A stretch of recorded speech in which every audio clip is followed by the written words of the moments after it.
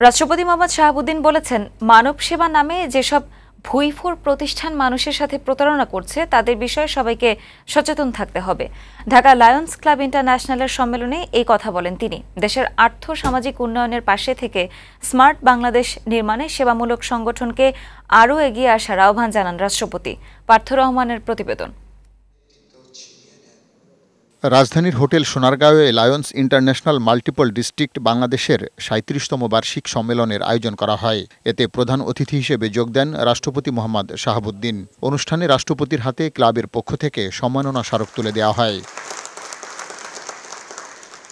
মানব কল্যাণে ১৯১৭ সালে বিশ্বে যাত্রা শুরু করে লায়ন্স ক্লাব। বাংলাদেশেও এই প্রতিষ্ঠান মানবিক, সামাজিক ও রাষ্ট্রের উন্নয়নমূলক নানা কর্মকাণ্ডে অবদান রাখছে। তাদের অবদানের কথা তুলে ধরে রাষ্ট্রপতি বলেন, হৃদয়বান ব্যক্তিরা মানব কল্যাণে এগিয়ে এলে কল্যাণ রাষ্ট্র প্রতিষ্ঠা সহজ হবে।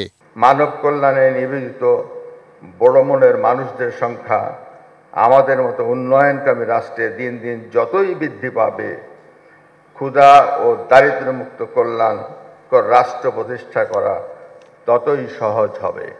তিনি বলেন, কিছু প্রতিষ্ঠান মানব কল্যাণের কথা বলে মানুষের সাথে প্রতারণা করে। মানব সেবাকে অর্থ কামানোর হাতিয়ার হিসেবে যারা ব্যবহার করে তাদের সম্পর্কে সতর্ক থাকার আহ্বান জানান রাষ্ট্রপতি। আজকাল মানব সেবার নামে কিছু ভুইফোর প্রতিষ্ঠান মানুষের সাথে প্রতারণা করে, মানব সেবাকে অর্থ কামানোর হাতিয়ার হিসেবে ব্যবহার করে থাকে।